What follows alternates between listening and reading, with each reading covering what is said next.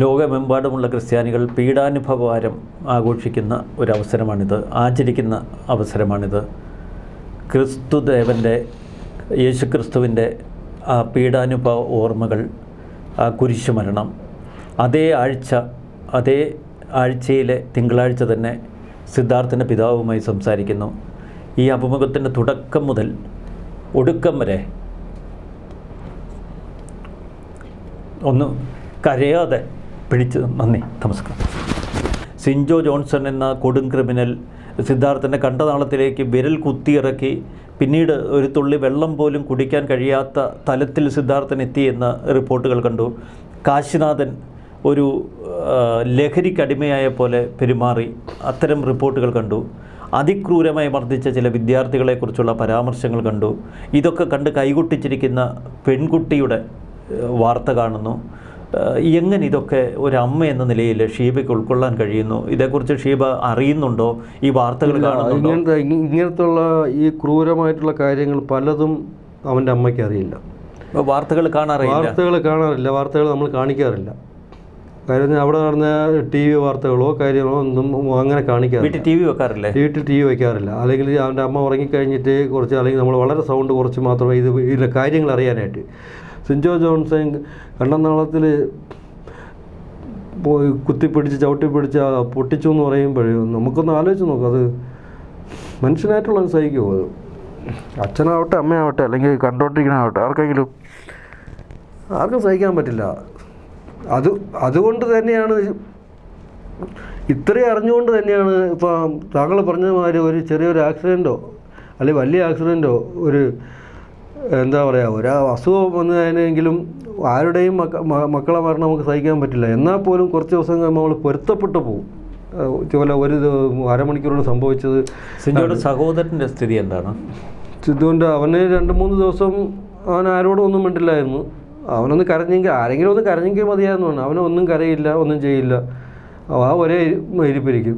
അവൻ എക്സാം സമയമായിരുന്നു അപ്പോഴേ, ബോർഡ് ഇതിൻ്റെ CBSE. ഈ സംഭവം അവൻ്റെ അടക്കം കഴിഞ്ഞ് അവൻ്റെ സംസ്കാരം കഴിഞ്ഞ് 2 ദിവസം കഴിഞ്ഞിട്ട് അവൻ്റെ 3 ദിവസം കഴിഞ്ഞിട്ട് എക്സാം തുടങ്ങുന്നത്. കാര്യം എന്ന് പറഞ്ഞാൽ അത്രയ്ക്ക് ബോൾഡായിട്ടുള്ള തീരുമാനം എടുക്കണം. അതുവരെ ഇവന് 3 ദിവസം ആഹാരം കൊടുക്കാതെ ചവിട്ടി പൊട്ടിച്ച് വെള്ളം പോലെ ഇറങ്ങാത്ത രീതിയിൽ ഇങ്ങനെ ചെയ്തിട്ട്, ഞാൻ അവന്മാർക്ക് ഒരു വധശിക്ഷയെങ്കിലും കുറഞ്ഞ വർഷം വാങ്ങിച്ച് കൊടുത്തില്ല എന്നുണ്ടെങ്കിൽ ഞാൻ എന്തിനാ അവരെ അച്ഛനെന്നും പറഞ്ഞിട്ടിരിക്കുന്നത്? എല്ലാവരും ഭയങ്കര ഫാമിലിയാണ്, എല്ലാവരും ഭയങ്കര ഹോൾഡുള്ളവരാണ്. അവർക്കും രാഷ്ട്രീയപരമായിട്ടുള്ളതുകൊണ്ട് ചിലവർക്ക് ഏതോ ഒരാൾ മജിസ്ട്രേറ്റാണെന്ന് പറയുന്നു കേട്ടോ, അവൻ്റെ ഈ ഇതിൽപ്പെട്ട ഏതോ ഒരു അച്ഛനോ അമ്മയോ ഈ ക്രിമിനലിൻ്റെ ഒരാൾ. എനിക്കതൊന്നും ഒരു വിഷയമില്ല. എത്ര കൊമ്പന്മാരായിട്ടാണെന്നുണ്ടെങ്കിൽ എനിക്ക് യാതൊരു വിഷയമില്ല. ഏതൊക്കെ രീതിയിൽ എന്നെ തളർത്താൻ നോക്കിയാലും ഞാൻ തളരില്ല. കാരണം തളരില്ല എന്ന് പറയാൻ കാര്യം, തളരുന്ന സമയത്ത് അല്ലെങ്കിൽ തളർച്ച തോന്നുമ്പോഴേ ഞാൻ ആലോചിക്കുന്നത് അവൻ്റെ നിലവിളിയാണ്. എൻ്റെ ആ സമയത്ത് ഞാൻ കേൾക്കുന്നത് അവൻ്റെ നിലവിളിയാണ്. അപ്പം ഞാനങ്ങനെ വെറുതെ നിന്ന് കഴിഞ്ഞാൽ ഒരച്ഛൻ എന്ന് പറഞ്ഞിട്ട് കാര്യമില്ലല്ലോ. അതുകൊണ്ട് മാത്രമല്ല, എങ്ങനെ വിടാൻ പറ്റും? ഞാനൊരു ഈർക്കൽ കൊണ്ടുപോലും നോവിച്ചിട്ടില്ലാത്ത എൻ്റെ മോനാ. അപ്പോൾ ഇത്ര ക്രൂരമായിട്ട് അവനെ ചെയ്തിട്ട് അങ്ങനെ വിലസി വിടാൻ ഞാൻ എങ്ങനെ വിടും? നമസ്കാരം, മലയാളി വാർത്ത ഇൻസൈഡിലേക്ക് സ്വാഗതം ശ്രീ ജയപ്രകാശ്. പ്രതിസ്ഥാനത്ത് നിൽക്കുന്നത് ഏകദേശം 35ഓളം വിദ്യാർത്ഥികൾ. അവരുടെ കുടുംബം, എല്ലാ കുടുംബവും വലിയ സ്വാധീന ശക്തിയുള്ളവർ, പാർട്ടി പിന്തുണയുള്ളവർ, പാർട്ടി കുടുംബങ്ങളിൽ നിന്ന് വന്നിരിക്കുന്നവർ, പാർട്ടി ഗ്രാമമാക്കി മാറ്റിയ ഒരു കോളേജ്. ഇത്ര ശക്തമായ സംവിധാനത്തോടാണ് താങ്കൾ ഒറ്റയ്ക്ക് പൊരുതുന്നത്. സമൂഹത്തിൻ്റെ മനസ്സ് അങ്ങയോടൊപ്പമുണ്ട് എന്നത് സത്യമാണെങ്കിലും സത്യം തുറന്നു പറയാൻ ഭയപ്പെടുന്ന കൂട്ടുകാരും വിദ്യാർത്ഥികളുമൊക്കെയാണ് അവിടെ. ഇപ്പോൾ സിദ്ധാർത്ഥൻ്റെ ഏറ്റവും അടുത്ത ചങ്ങാതികൾക്ക് പോലും സത്യം പുറത്തു പറയാൻ ഭയമാണ്. കാരണം കഴുത്തിൽ തലയുണ്ടാവണ്ടേ?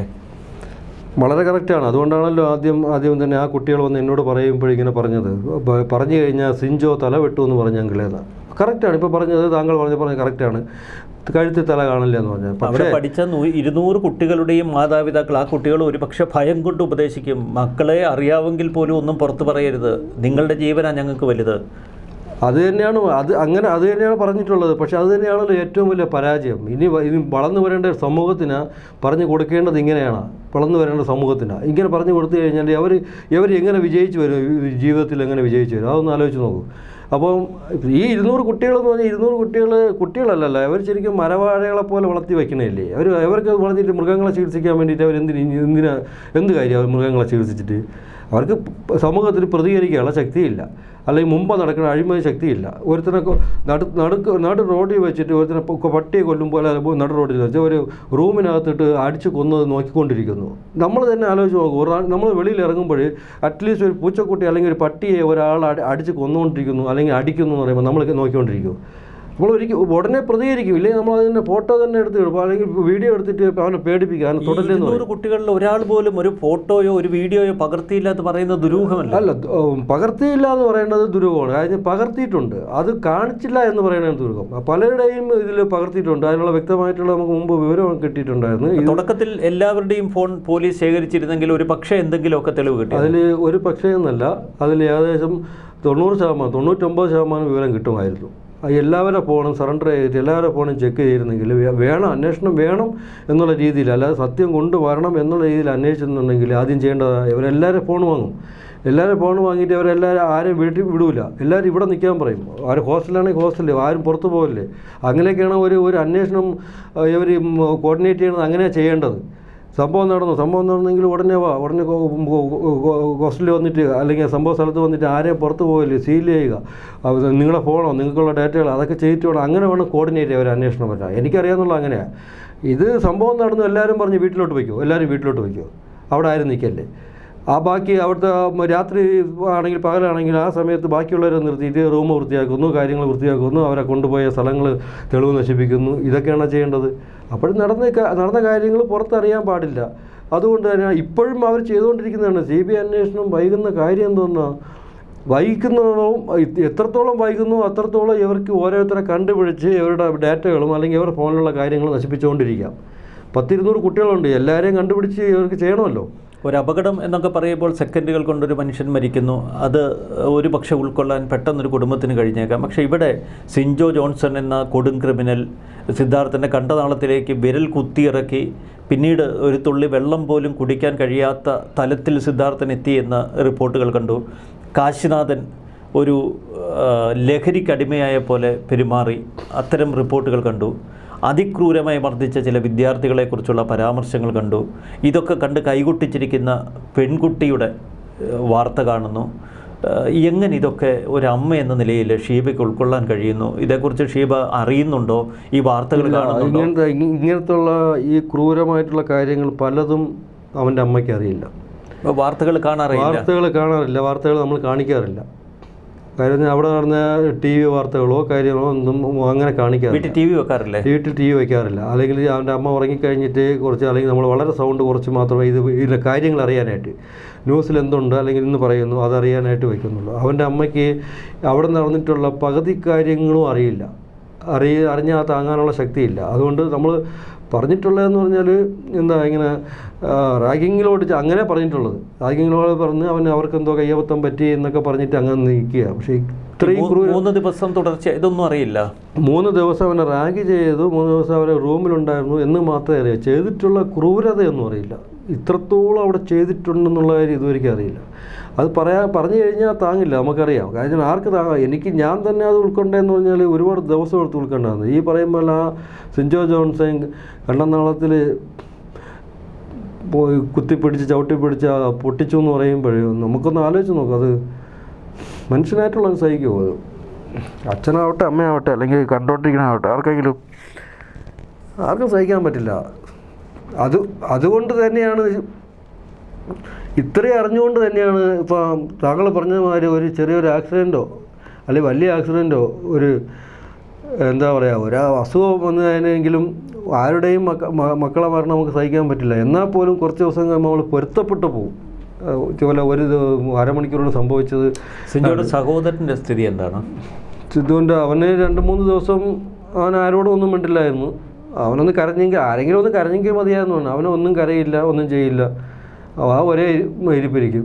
അവൻ ആ എക്സാം സമയമായിരുന്നു അപ്പോഴേ, ബോർഡ് എക്സാം, ഇതിൻ്റെ CBSE. ഈ സംഭവം അവൻ്റെ അടക്കം കഴിഞ്ഞ് അവൻ്റെ സംസ്കാരം കഴിഞ്ഞ് 2 ദിവസം കഴിഞ്ഞിട്ട് അവൻ്റെ 3 ദിവസം കഴിഞ്ഞിട്ട് എക്സാം തുടങ്ങുന്നത്. എക്സാം തുടങ്ങി, എക്സാമിന് അവൻ അറ്റൻഡ് ചെയ്തു. റിസൾട്ടൊന്നും വന്നിട്ടില്ല. പക്ഷേ എങ്ങനെ വരും എന്നുള്ളത് നമുക്കറിയില്ല. അവന് ടെസ്റ്റ് എടുത്ത് നോക്കാനോ അല്ലെങ്കിൽ പഠിക്കാനോ നമ്മളെങ്ങനെ പറയും അവനോട് പഠിക്കാനായിട്ട്? അത് ഈ അവനാ ചടങ്ങുകൾ ചെയ്തത്. ഏറ്റവും ദുഃഖം അതാ. അവ സംസ്കരിക്കാനുള്ള ചടങ്ങുകളും കുള്ളി വെച്ചതും എല്ലാം സിദ്ധാർത്ഥൻ്റെ അനിയനാണ്. എന്നിട്ട് അവൻ ചെന്നിട്ട് 3-ാമത്തെ ദിവസം അവൻ എക്സാം അറ്റൻഡ് ചെയ്യാൻ പോയത്. എങ്ങനെ അവൻ സമാധാനിപ്പിക്കും? അവരുടെ ടീച്ചേഴ്സ് വരെ അവൻ ക്ലാസ്സിലോട്ട് പോയപ്പോൾ കരഞ്ഞു പോയി എന്നാണ് ഞാൻ അറിഞ്ഞത്. അവൻ ക്ലാസ്സിലോട്ട് കയറി പോയപ്പോഴും ആരും റിക്കവറായിട്ട് ഇതുവരെയ്ക്ക് വന്നിട്ടില്ല. 1 മാസം വരെ ആയിട്ടില്ലല്ലോ, 1 മാസം വരെ കഴിഞ്ഞു. അതിൽ നിന്നും ആ ഷോക്കിൽ നിന്ന് വന്നിട്ടില്ല. ശരിക്കും മരിച്ചു പോകണമെന്നുണ്ട് അങ്ങനെ വിശ്വസിക്കാന്നുണ്ടെങ്കിൽ വിശ്വസിക്കാം. അല്ലെങ്കിൽ ആക്സിഡൻ്റ് ആണെങ്കിൽ താങ്കൾ നേരത്തെ പറഞ്ഞല്ലോ, അതാണെങ്കിൽ കുറച്ച് ദിവസം കഴിഞ്ഞ് പൊരുത്തപ്പെട്ടു പോകാം. ഈ 3 ദിവസം വരെ എന്താ പറയുക, അങ്ങ് തിരിച്ച് ഗൾഫിലേക്ക് മടങ്ങാനുള്ള അത്തരം കാര്യങ്ങൾ എന്തെങ്കിലും ആലോചിച്ചോ? എനിക്ക് എൻ്റെ ജോലി അവിടെയാണ്, അവിടെ നിന്നാണ് ഞാൻ വന്നത്.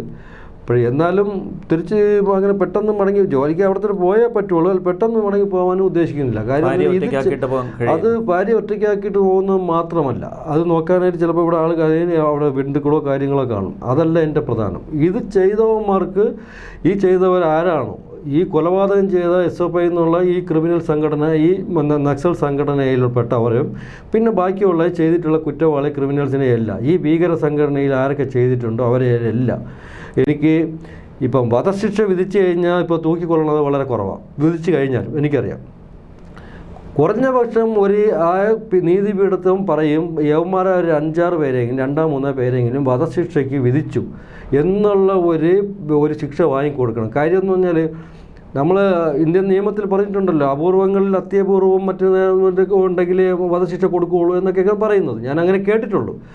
പക്ഷേ ഇതിനപ്പുറം എന്ത് അത്യപൂർവമാണ് വേണ്ടതെന്നുള്ളത് ഞാൻ നീതിപീഠത്തിനോട് പറയുമ്പോൾ ചോദ്യം ചോദിക്കണമല്ല, എനിക്ക് അറിഞ്ഞാത്തോണ്ട് ചോദിക്കുക. ഇതിനപ്പുറം എന്ത് അത്യപൂർവമാണ് വേണ്ടത്?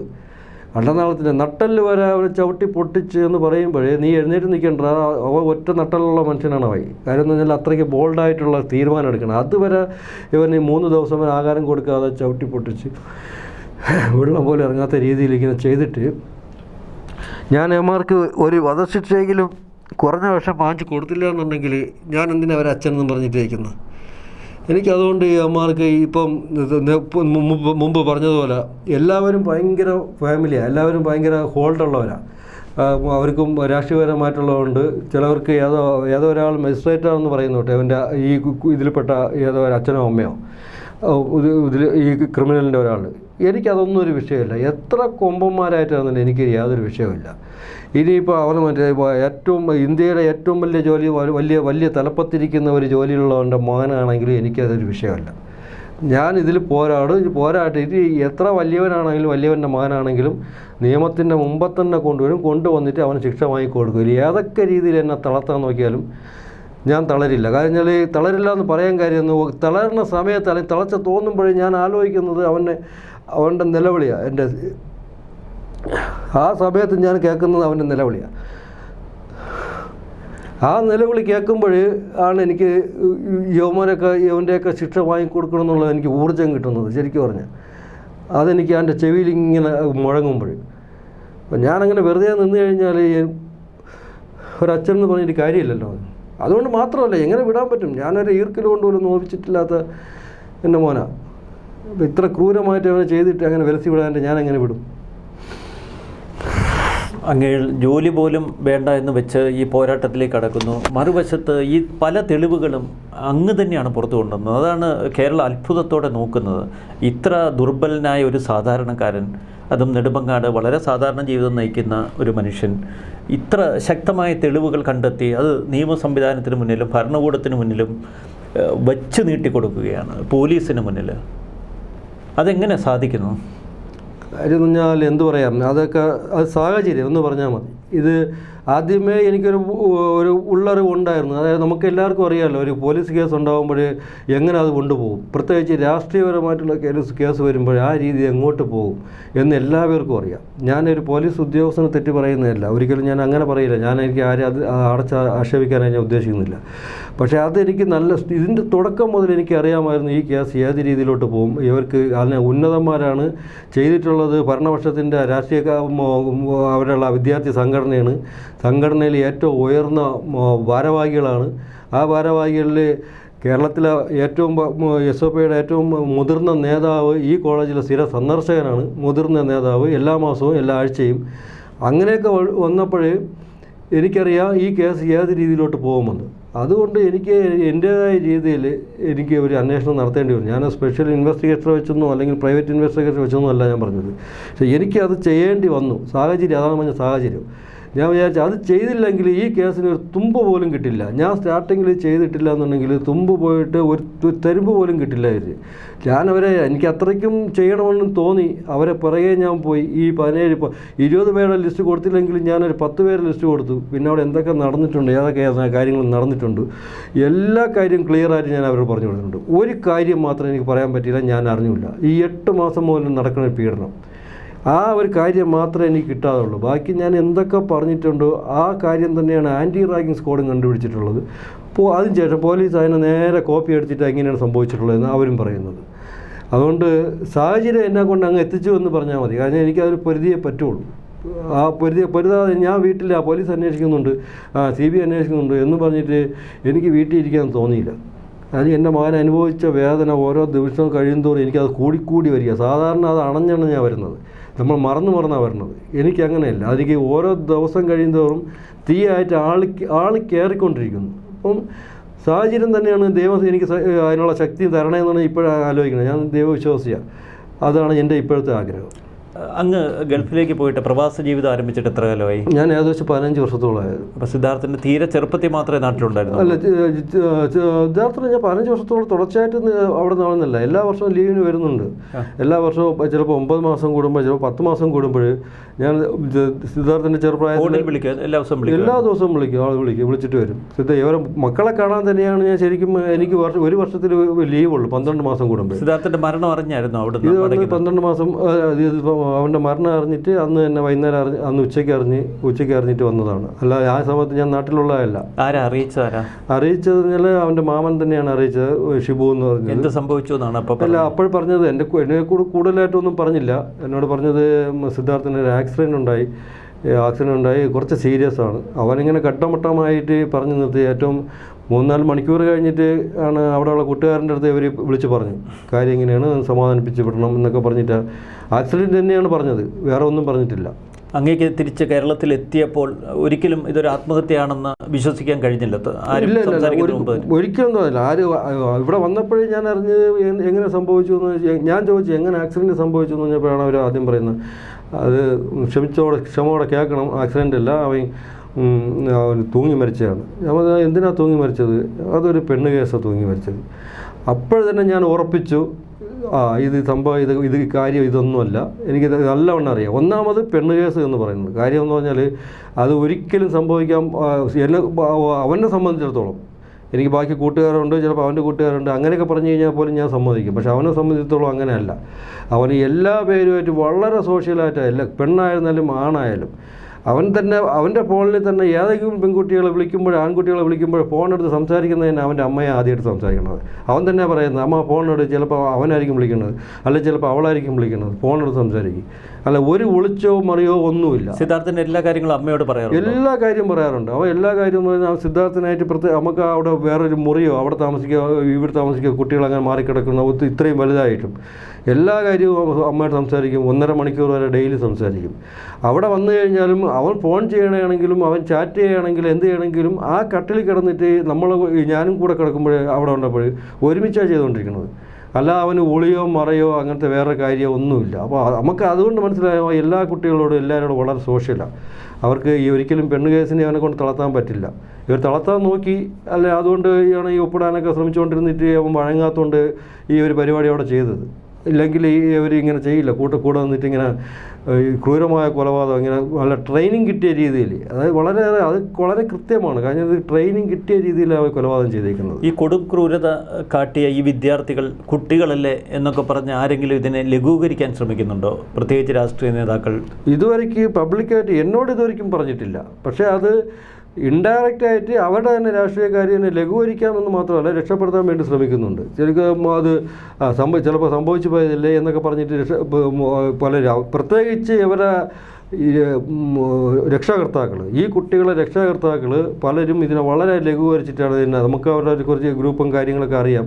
അത് കിട്ടിയിട്ടുള്ള വിവരം അനുസരിച്ചിട്ട് അവരിതിനെ വളരെ നിസ്സാരമായിട്ടാണ് കാണുന്നത്.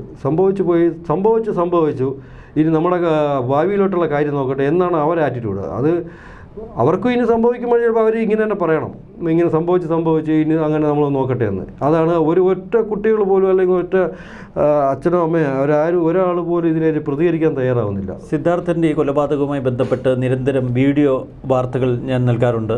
അപ്പോൾ കമൻറ്റ് ബോക്സിൽ വരുന്ന ഒരുപാട് കമൻറ്റുകൾ യേശുക്രിസ്തുവിന് സംഭവിച്ച അതേ ദുരന്തം, അതിനേക്കാൾ കൊടിയ പീഡനങ്ങൾ, കേരളത്തിൽ ഓരോ മാതാവിനും കണ്ണീർ പൊഴിക്കാതെ ഈ വാർത്ത കണ്ടിരിക്കാൻ കഴിയുന്നില്ല, യഥാർത്ഥ കുറ്റവാളികൾ ശിക്ഷിക്കപ്പെടുന്നത് കേരളത്തിൻ്റെ ഒരു പൊതു പ്രാർത്ഥനയാണ്.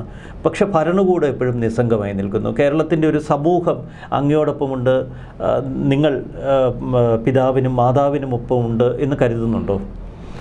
തീർച്ചയായും ഞാനിപ്പോഴും അങ്ങനെ കരുതുന്നുണ്ട്. ഞാൻ ഒരുപാട് മാതാപിതാക്കൾ പല ദിവസവും എല്ലാ ദിവസവും നമ്മളെ ഫോണിൽ വിളിക്കുന്നുണ്ട്, ആശ്വസിപ്പിക്കുന്നു. നമുക്ക് പോലും അറിയാത്ത ഒരുപാട് മാതാപിതാക്കൾ, ഒരുപാട് അനിയൻ ചേട്ടന്മാർ, ഒരുപാട് പ്രത്യേകിച്ച് പല രീതിയിലും എല്ലാ രീതിയിലും സപ്പോർട്ടുണ്ടായിരുന്നു. എല്ലാ രാഷ്ട്രീയക്കാരെയും ആ തുടക്കത്തിലുണ്ടായിരുന്നു.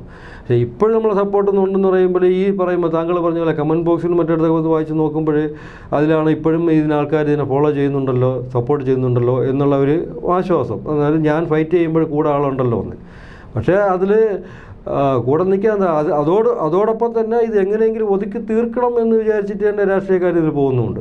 ഒതുക്കി തീർത്തേ പറ്റും. പ്രതിപക്ഷമൊക്കെ ആദ്യഘട്ടത്തിൽ സമരപരിപാടികളുമായി രംഗത്തിറങ്ങിയ സെക്രട്ടേറിയറ്റ് പ്രതിഷേധം ഉൾപ്പെടെ രാഹുൽ മാങ്കൂട്ടത്തിൻ്റെ നേതൃത്വത്തിൽ അന്ന് നടന്നു. പക്ഷേ CBI അന്വേഷണം ഏൽപ്പിക്കുന്നു എന്ന് പിണറായി വിജയൻ പ്രഖ്യാപിച്ചതോടെ എല്ലാ പ്രതിപക്ഷ കക്ഷികളും രാഷ്ട്രീയ നേതാക്കളും തങ്ങളുടെ ജോലി കഴിഞ്ഞ് മടങ്ങിപ്പോയി പെട്ടെന്ന്. പിന്നീട് ആരും ഇത്തരം കാര്യങ്ങളുമായി പൊതുസമൂഹത്തിലേക്ക് വരുന്നില്ല. അങ്ങയുടെ അടുക്കൽ കോളുകൾ എത്താറുണ്ടോ? അതിനുശേഷം അങ്ങനെ ആരും അവിടെ എന്നെ ബന്ധപ്പെട്ടിട്ടില്ല. അവരാരും ഇങ്ങനെ കേസ് എന്തായി ബന്ധപ്പെട്ടെന്ന് പറഞ്ഞാൽ അറ്റ്ലീസ്റ്റ് പറയണമല്ലോ. ഞാനിപ്പോൾ ആരെയും കുറ്റം പറയുന്നില്ല, എനിക്ക് ആരെയും കുറ്റം പറയാൻ താല്പര്യമില്ല. പക്ഷെ അന്ന് പോയതുപോലുള്ള ഒരു ചൂട് കാണിച്ചിരുന്നുവെങ്കിൽ ഒരുപക്ഷെ ഇത് CBI അടയ്ക്കാൻ അല്ലെങ്കിൽ പോലീസിനെ അന്വേഷണം മതിയാക്കി അങ്ങ് നിർത്തില്ലായിരുന്നു. അപ്പോഴൊക്കെ ഒരു പ്രക്ഷോഭം എല്ലാവരും മതിയാക്കി, ശരിയാണ്. CBI അന്വേഷണം പോയല്ലോ, അതുകൊണ്ട് പിന്നെ ഇനി കൂടുതൽ പ്രക്ഷോഭിക്കേണ്ട കാര്യമില്ല. കാരണം അന്വേഷണം വന്നു കഴിഞ്ഞു. അതുകൊണ്ട് ഇപ്പോൾ വീണ്ടും എന്ത് പറഞ്ഞ് പ്രക്ഷോഭിക്കും? അതുകൊണ്ട് അവർ ചെയ്തത് എനിക്ക് നന്ദിയുണ്ട്, കാര്യം നല്ല കാര്യമാണ്. പക്ഷേ അതിൽ ഏറ്റവും കൂടുതൽ വിജയിച്ചതാരാ? സർക്കാരാണ് വിജയിച്ചത്. അത് കണ്ടുപിടിക്കാനായിട്ട് അല്ലെങ്കിൽ അറിയാനായിട്ട് ഞാൻ കുറച്ച് വൈകിപ്പോയി.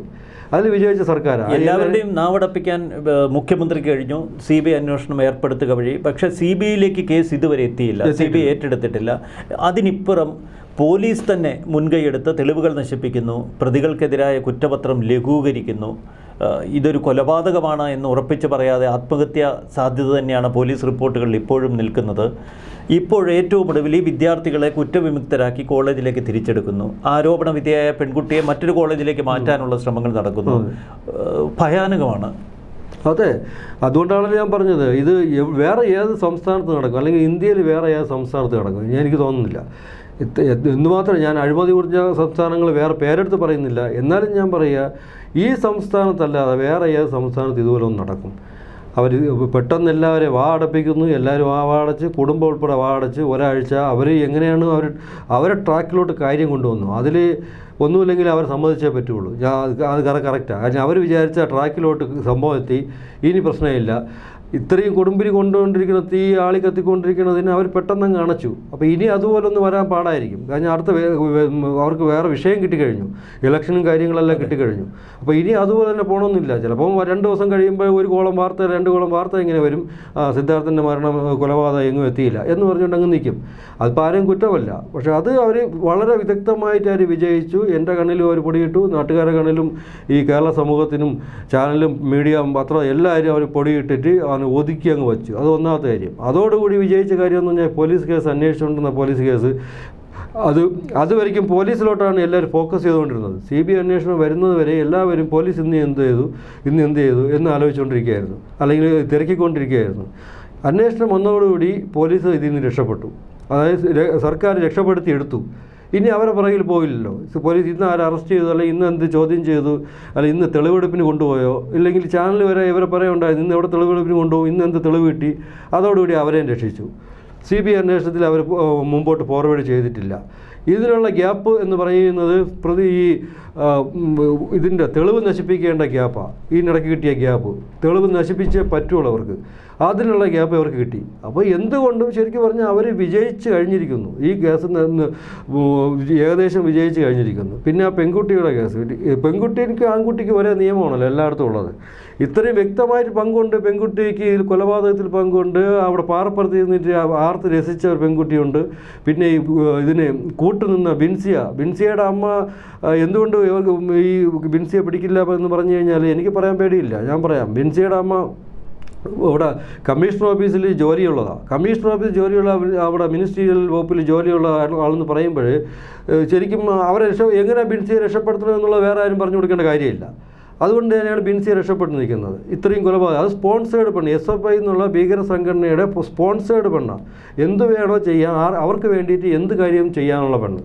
എന്ത് കാര്യം എന്ന് പറഞ്ഞാൽ അങ്ങനെ തന്നെ എന്ത് കാര്യം ചെയ്യാൻ വേണ്ടിയിട്ട് അവർ ഫസ്റ്റ് ഇയറിൽ എല്ലാ വർഷവും ഒരു പെണ്ണിനെ സെലക്ട് ചെയ്ത് വയ്ക്കും. അത് വളരെ വിദഗ്ധമായിട്ട് ഈ പെണ്ണിനെ തന്നെ കിട്ടി. അവർ അതിനെ പെണ്ണ് നല്ല രീതിയിൽ അവർ യൂസ് ചെയ്തു. അവസാനം ഈ രീതിയിൽ യൂസ് ചെയ്തു. അപ്പോൾ ഇപ്പോൾ എന്തോ അറിയുന്നു, പെണ്ണ് കോളേജ് അധികൃതർ അവിടെ കോളേജ് മാറ്റിയിട്ട് വേറെ അങ്ങോട്ട് കൊണ്ടുപോകാനുള്ള തയ്യാറെടുപ്പിൽ നിൽക്കുന്നു. അതിന് VC ഉൾപ്പെടെ കൂട്ട് നിൽക്കുന്നു എന്ന് പറയും. അങ്ങനെ അതുകൊണ്ടാണല്ലോ അങ്ങനെ കൂട്ടിരുന്നാൽ പറ്റില്ല. അങ്ങനെ കൂട്ടിരിക്കണമെങ്കിൽ നമ്മൾ കൃത്യമായിട്ടുള്ള പ്രതിഷേധമായിട്ട് തന്നെ പോകും. ഞാനത് വീട്ടിൽ ഒതുങ്ങിയിരിക്കാൻ ഉദ്ദേശിക്കുന്നില്ല. ഞാനത് പ്രതിഷേധമായിട്ട് തന്നെ ഞാൻ പോകാൻ ഉദ്ദേശിക്കുന്നുണ്ട്. ഭരണകൂടം സമർത്ഥമായി കബളിപ്പിച്ച ഒരു പിതാവിൻ്റെ നിസ്സഹായാവസ്ഥയാണ് പൊതുസമൂഹം മനസ്സിലാക്കേണ്ടത്. ആദ്യഘട്ടത്തിൽ അദ്ദേഹത്തിനൊപ്പം നിന്ന പ്രതിപക്ഷവും പൊതുസമൂഹവും ഇപ്പോൾ എവിടെ?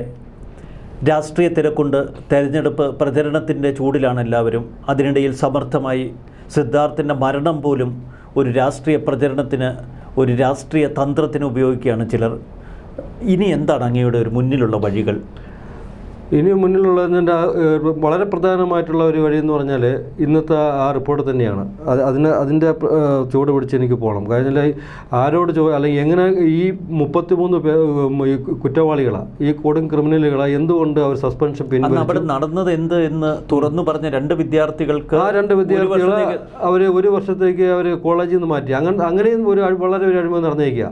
അവർക്ക് ഈ അനുകൂലമായിട്ട് നിന്ന് അല്ലെങ്കിൽ ഈ അഴിമതിക്ക് കൂട്ടു നിൽക്കാതെ, ഇത്രയും ക്രൂരതയ്ക്ക് കൂട്ടു നിൽക്കാത്ത 2 പേരായി അവർ സസ്പെൻഡ് ചെയ്ത് കളഞ്ഞു. അതൊന്നാമത്തെ കാര്യം. പിന്നെ സസ്പെൻഡ് ചെയ്ത് പുറത്ത് നിന്നവരെ അവർ അകത്തെടുത്തു. ഇന്നലെ അകത്തെടുത്തു.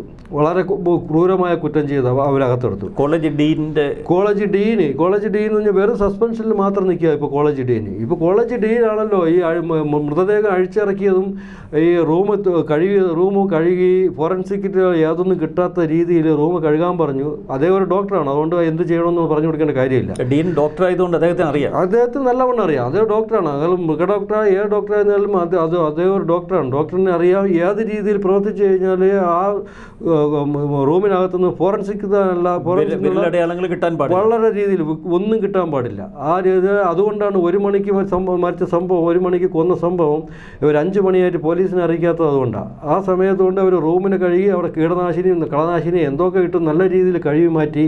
ആ തുണി പോലും അവർ കൊണ്ടുപോയിട്ടില്ല, തൂങ്ങിയ തുണി എന്ന് പറഞ്ഞു. അപ്പോൾ ഡീന് അഴിച്ചിറക്കിയത് ഉൾപ്പെടെ ഡീനാണ്. അത് അവിടുത്തെ ഒരു പാചകക്കാരൻ്റെ ഒരു ശബ്ദരേഖയിൽ വളരെ വ്യക്തമായി പറയുന്നുണ്ട്. അഴിച്ചിറക്കിയപ്പോൾ ഡീൻ പറയുന്നു കുഴപ്പമില്ല, പോലീസിനെ അറിയിച്ചിട്ടുണ്ട്, അഴിച്ചിറക്കിക്കുമെന്ന്. അവർ കട്ട് ചെയ്തിറക്കി.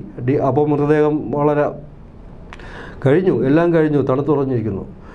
ഈ സമയത്താണ് ഡീന് പറയുന്നത്. ആ ഡീനിന് എന്തുകൊണ്ട് കൊലപാതകത്തിൽ കുറ്റം കൊണ്ടുവന്നില്ല? പിന്നെ ഈ പെൺകുട്ടികളെ എന്തുകൊണ്ട് കൊണ്ടുവരുന്നില്ല?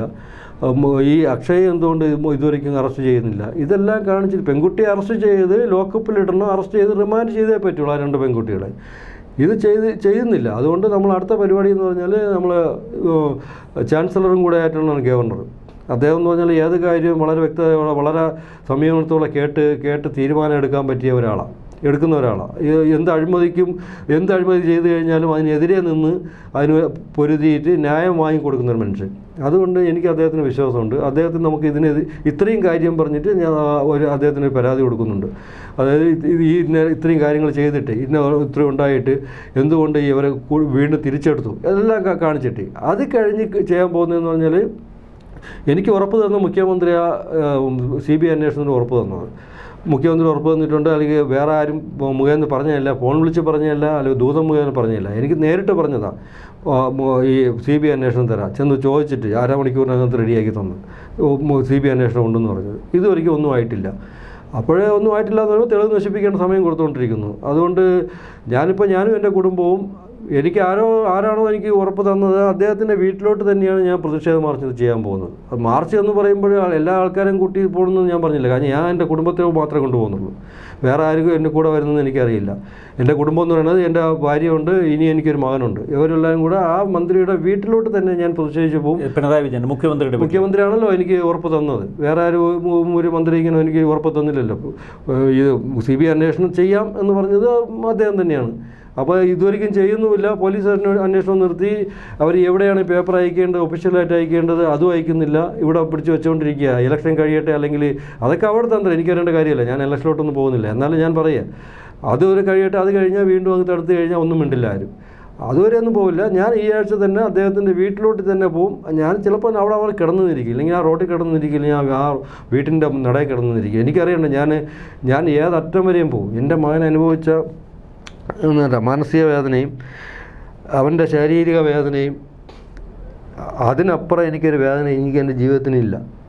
അവന് അത്രത്തോളം ഒരു ഉടുതുണി പോലും ഇല്ലാതെ അവന് 3 ദിവസം ഇത്രയും അവൻ്റെ വിദ്യാർത്ഥിനികളെ ഉൾപ്പെടെ മുമ്പ് വെച്ചിട്ട് അവൻ അവമാനിച്ചത്. നമുക്കൊക്കെ ഒന്ന് ആലോചിച്ച് നോക്കൂ. നമുക്ക് അറ്റ്ലീസ്റ്റ് ഒരു ഷർട്ട് ഇട്ടുകൊണ്ട് നമുക്ക് റോഡിൽ നിൽക്കാൻ നമുക്ക് തോന്നും.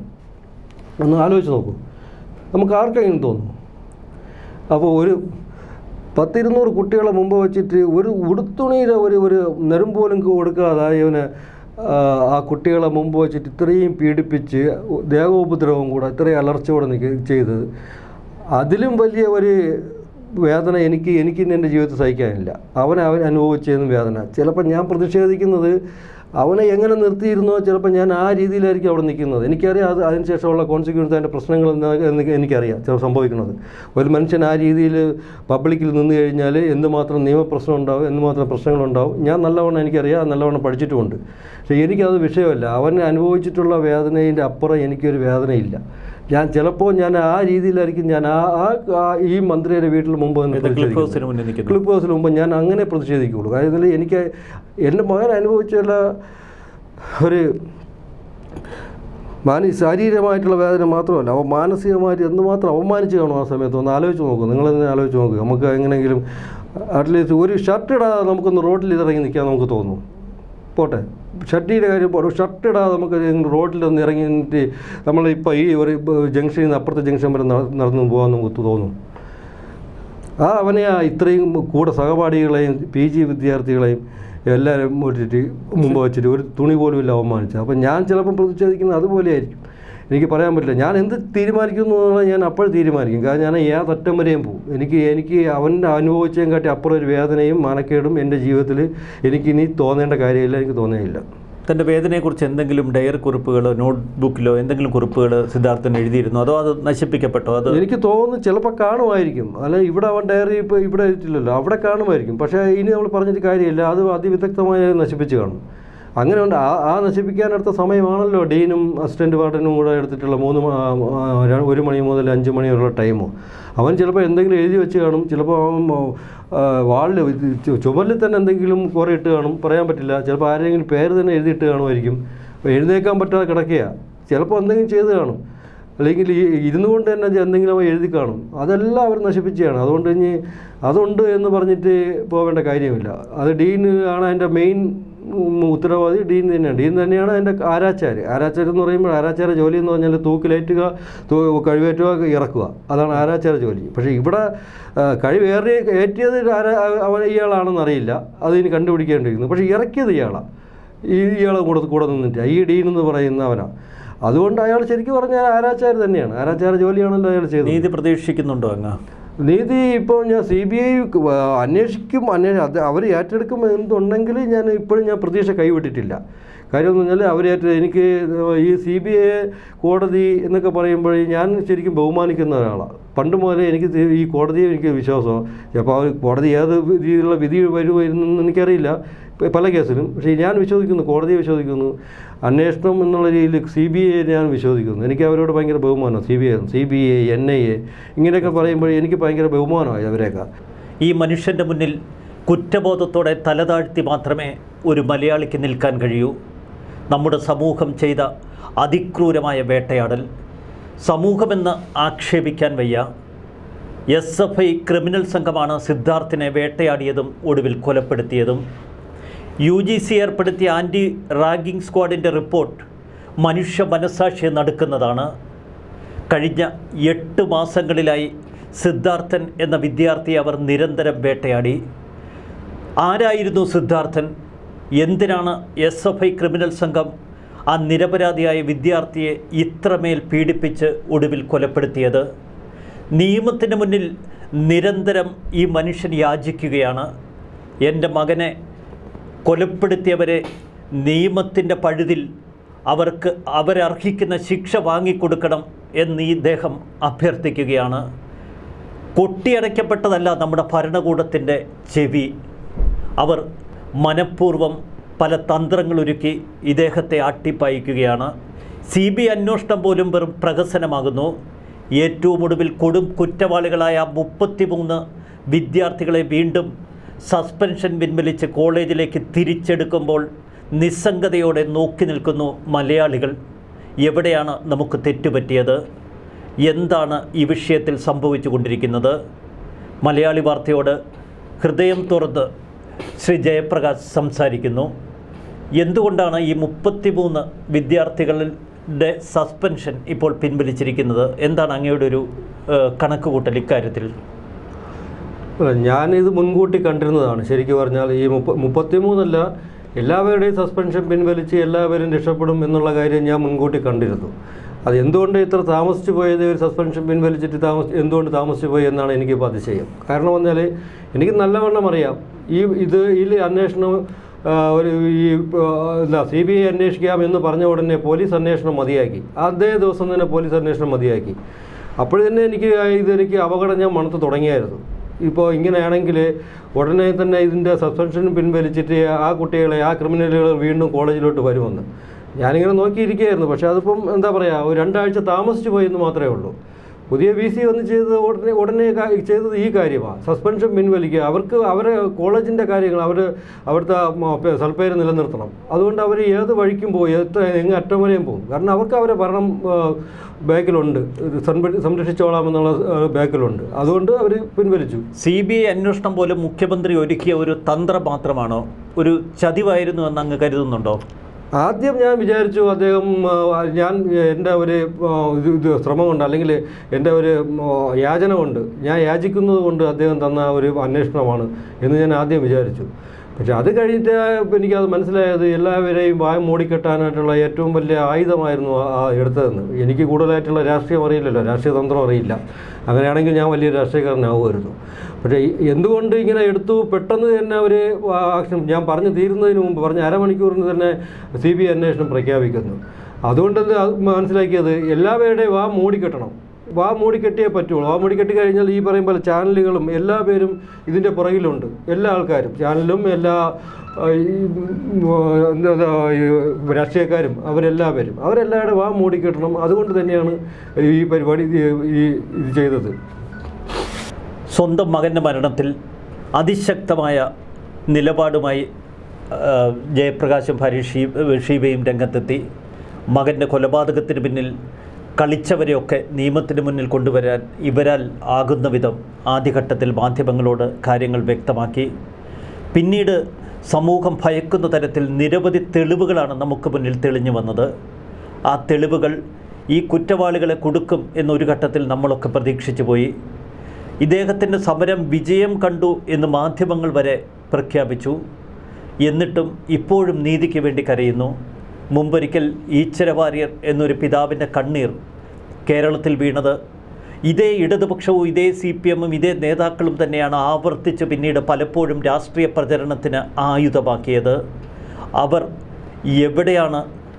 അവർക്കെവിടെയാണ് ഇപ്പോൾ തെറ്റുകൾ തുടർച്ചയായി സംഭവിക്കുന്നത്? എന്തുകൊണ്ടാണ് ഈ CBI അന്വേഷണം ഇങ്ങനെയൊരു പ്രഹസനമാക്കി ഇവർ മാറ്റിയത്? ഈ പാർട്ടിയുടെ ഏറ്റവും വേണ്ടപ്പെട്ട ഈ കൊടും ക്രിമിനലുകളെ രക്ഷിക്കുക തന്നെയായിരുന്നു ഇവരുടെ ലക്ഷ്യം. അത് ഉറപ്പാണല്ലോ. ഉറപ്പാണെന്നാൽ അതിൽ യാതൊരു സംശയമില്ല. ഈ പാർട്ടി ക്രിമിനലുകളായ ഈ SFI എന്നുള്ള ഈ ക്രിമിനൽ പാർട്ടിയുടെ, ഈ ഭീകര സംഘടനയുടെ വലിയ നേതാക്കന്മാർ തന്നെയാണ് ഇത് ചെയ്തത്, ഈ കൊടും ക്രൂരത ചെയ്തത്. അവരെ രക്ഷിച്ചെടുക്കേണ്ടത് ഇവർ അത്യാവശ്യമാണ്. അവരെ രക്ഷപ്പെടുത്തിയില്ലെങ്കിൽ ഇവരാരെ രക്ഷപ്പെടുത്തും? ഈ ക്രിമിനലുകൾ, ഈ ഭീകര സംഘടനയുടെ ഈ ആരുണ്ട് അവർ യൂണിറ്റ് സെക്രട്ടറി, പ്രസിഡൻറ്റ്, അവരെല്ലാവരെയും രക്ഷിച്ചെടുക്കേണ്ട പാർട്ടിയുടെ വളരെ അത്യാവശ്യമാണ്. അത് അവരുടെ ജോലിയാണ്. ഞാൻ ഇടപെടുന്നില്ല. അവരുടെ ജോലി ചെയ്തോട്ടെ, അതെനിക്ക് അറിയേണ്ട കാര്യമില്ല. അത് രക്ഷിക്കാൻ വേണ്ടിയിട്ടാണ് ഇവർ എൻ്റെ മകനെ ഇത്രയും ക്രൂരത. കാര്യമെന്ന് പറഞ്ഞാൽ അവൻ അവസാനമായിട്ട് കരഞ്ഞു കണ്ടിട്ടുള്ളത് ശരിക്കും പറഞ്ഞാൽ എൻ്റെ അനുഭവത്തിൽ 1-ാം ക്ലാസ്സിലോ 2-ാം ക്ലാസ്സിലോ പഠിക്കുമ്പോഴാണ് അവൻ ഒന്ന് കരഞ്ഞു കണ്ടിട്ടുള്ളത്. അതായത് അതും നമ്മൾ ഉപദ്രവിച്ചിട്ടില്ല, നമ്മളത് അടി പോലും കൊടുത്തിട്ടില്ല. അവനെ നിർബന്ധിക്കുക അല്ലെങ്കിൽ പനി വരുമ്പോൾ അങ്ങനെ അവൻ്റെ കണ്ണുനീര് കണ്ടിട്ടുള്ളത്, കരഞ്ഞു കണ്ടിട്ടുള്ളത് അവൻ്റെ 2-ാമത്തെ വയസ്സിലോ 1-ാമത്തെ വയസ്സിലോ ആണ്. അവനെ നമ്മൾ നുള്ളിപ്പോലും, ഞാനും അവൻ്റെ അമ്മയും നുള്ളിപ്പോലും അവൻ്റെ എന്നല്ല അവനെ അനിയനെയും നമ്മൾ നുള്ളിപ്പോലും നോവിച്ചിട്ടില്ല ഇതുവരെയ്ക്കും. അവനെ നമ്മൾ ഈ പറയും പോലെ ഒരു 3 ദിവസം വരെ എന്താ അര കിലോമീറ്റർ വെളിയിൽ വരെ അവൻ്റെ കരച്ചിൽ, അവൻ്റെ അലർച്ച കേൾക്കാമെന്ന് പറയുന്നത്, അലറി വിളിക്കുന്നത് കേൾക്കാമെന്ന്. അത് കേട്ടത് എനിക്ക് രാത്രി നമുക്ക് ഉറങ്ങാൻ കഴിയുന്നില്ല.